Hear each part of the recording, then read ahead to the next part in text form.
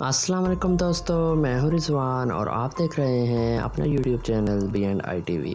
दोस्तों, इंडिया का एक गैंगस्टर जो कि 700 से ज़ायद मुजरिमों का सरबराह है, जिसने सिद्धू मूसेवाला का कत्ल करवाया। दोस्तों, आखिर ये लड़का इस जुर्म की दुनिया में कैसे आया और ये बिश्नोई है कौन और इस वक्त ये कहाँ मौजूद है, कैसे इसने सिद्धू मूसेवाला का कत्ल करवाया और ये सलमान खान को भी कत्ल करने का इरादा रखता है। तो दोस्तों, आज की इस वीडियो में हम इसके बारे में कुछ ऐसी ही इंफॉर्मेशन आप तक पहुँचाएंगे, तो वीडियो को एंड तक ज़रूर देखना। और अगर चैनल को अभी तक सब्सक्राइब नहीं किया तो अब इस चैनल को सब्सक्राइब कर दी, ताकि आप तक हमारी आने वाली हर वीडियो की अपडेट बर वक्त मिल सके।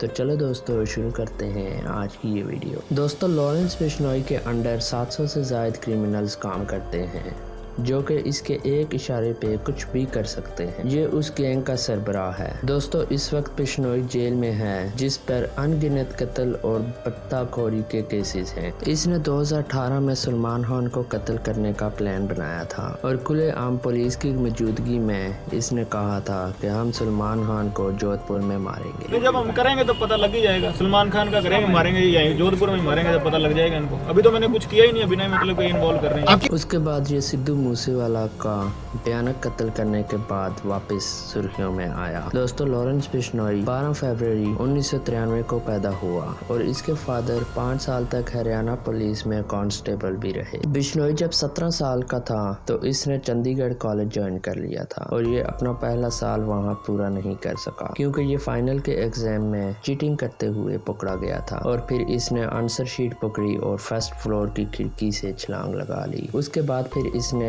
लॉ की डिग्री पंजाब यूनिवर्सिटी से हासिल की और वहाँ पर ये स्टूडेंट ऑर्गेनाइजेशन का प्रेसिडेंट बन गया और यहाँ से इसके जुर्म का आगाज होता है। यहाँ से वो जुर्म की दुनिया में दाखिल हो जाता है और 2010 में इसके खिलाफ कत्ल की FIR दर्ज हो जाती हैं। 2011 में इसके खिलाफ चोरी की FIR भी दर्ज हो जाती हैं। इसके अलावा इस पर और भी बहुत सारी FIR दर्ज हुई जो सब स्टूडेंट पॉलिटिक्स की थी। और जब इसको गिरफ्तार किया गया तो इसने कहा कि मैं क्रिमिनल नहीं हूँ, मैं स्टूडेंट पॉलिटिक्स में था। फिर इसने स्पोर्ट्स पीपल, प्रोफेशनल शूटर्स और पुलिस ऑफिसर्स के बच्चों के साथ मिलके एक गैंग बनाना शुरू कर दिया और फिर बिश्नोई गुंडू की सरपरस्ती में आ गया, जिसने इसे क्राइम में मुलव्वस किया। बिश्नोई 2018 में सुर्खियों में आया जब इसका एक साथी सलमान खान को कत्ल करने के इरादे से गिरफ्तार हुआ और ये मुबैना तौर पर सलमान खान के काले हिरन के शिकार का बदला था। बिश्नोई के गैंग के मेंबर इसको डॉन बुलाते हैं, जो इंडिया की रियासतों में काम करते हैं,